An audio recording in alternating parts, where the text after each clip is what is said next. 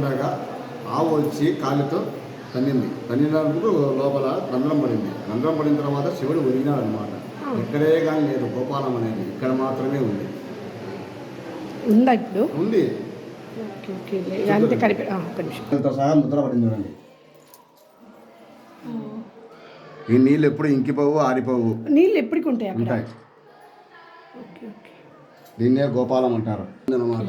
ఏ గుళ్ళో కూడా చుట్టగా లేదు. శతమానం భవతాయ పురుషస్య ఆయుష్యేంద్రియే ప్రతిష్టతే శత సంవత్సరం దీర్ఘమాయు.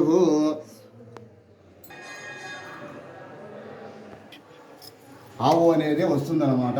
తెలియకుండా కాళ్ళు పెట్టిన వానికి ఒక్కబడేసి శివలింగం చుట్టబోతుంది. ఇక్కడ విశేషం. శివుడు ఎక్కడ ఉన్నా కూడా 3 అద్భుతాలతో ఉంటాడు. త్రిగుణాచారం, త్రిరచంచ, త్రియాయుధం, త్రిజన్మ పాప సంహారం, ఏకబిల్వం శివార్పణం. ఒక ఆకు మాత్రమే, అది బిల్వమాకు మాత్రమే 3 రకాలతో ఉంటుంది అన్నమాట. ఇక్కడ త్రివేణి సంగమం ఉంది. అందుకే ఇక్కడ సంగమేశ్వరుడు కాదు, సంగమేశ్వరాలయం పేరు దీనికి.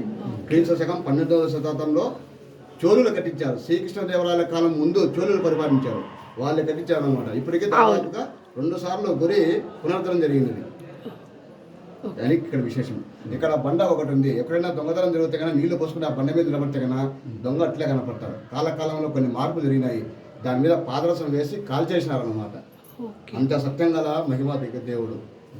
ఇక్కడ తాకే అదృష్టం ఒక శ్రీశైలంలో మాత్రమే, ఇక్కడ మాత్రమే ఉంది. వేరే చోట అయితే ఎక్కడా లేదు. ఉత్తరపక్షం వస్తుంది, కృష్ణపక్షం వస్తుంది.